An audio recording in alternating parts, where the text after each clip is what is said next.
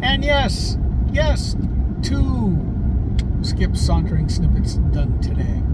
Now it's a long time that I have in the car today, or the truck, because I have to go down to Methuen, Massachusetts. And I'll tell you, it was a good thing I remembered that I keep ammo in my get home bag, because here out and about in New Hampshire, who knows what's going to happen anywhere. So I took that out and put it away back in the house, because the last thing I want to have happen is get into an accident in Massachusetts where I have no license to carry, either open or concealed. Them finding the rounds, and as I told the most esteemed wife, well, why did you do that? Well, because they have a zero tolerance for having it, and even if they find a round, even a spent shell, it could be a mandatory year in jail. So, having multiple rounds just sitting in my bag, laying there, I could have gotten in trouble. So now I have nothing in the bag, nothing on my hip, and I'm thinking, I'm a senior citizen, how would I defend myself?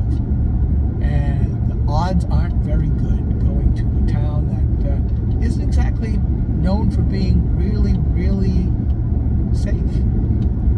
Of course, it's a lot safer than some of the other towns and cities right next to it, but that's beside the point. Again, one of the things that the media doesn't ever want to report on is a DGU, defensive gun usage, of which there are anywhere from 200,000 to 2.5 million instances that happen every year here in the U.S., but you never hear about that, do you?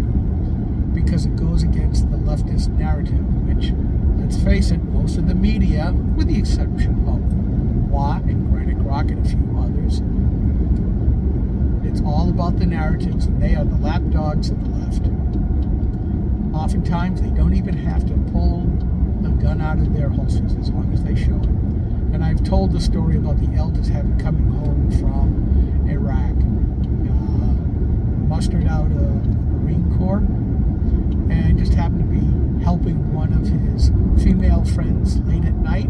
He was just moving beer around in the cooler when these ruffians came into view, and she was all there by herself by the counter.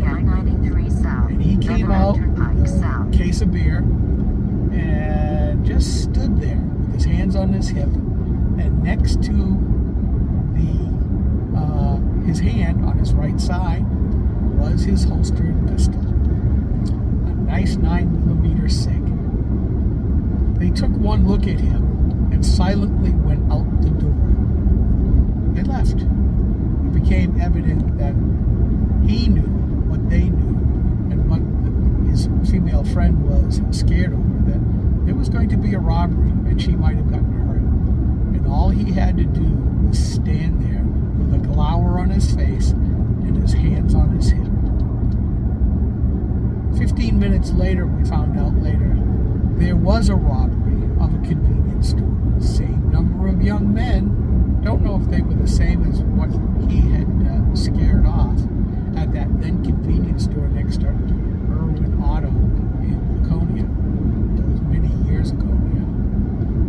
But it's clear that sometimes letting people know that you aren't going to put up with their nonsense, and that you are able to defend yourself regardless of your stature.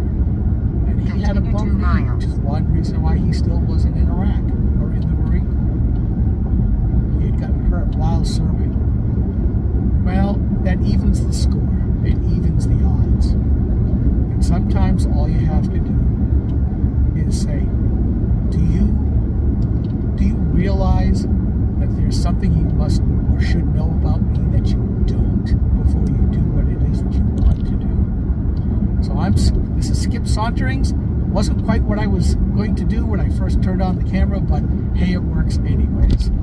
See, a gun can be used for good and not just for killing people. A lot of times it can be for saving people, like we're starting to see incidences, and I'll have to find the post, where a police officer had pulled somebody over, and then that person was beating the crap out of the policeman, and somebody came along with a gun and made them stop. This is Skip Sauntering once again, and we'll do this again.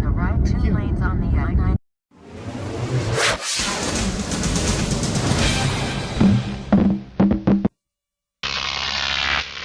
Croc TV.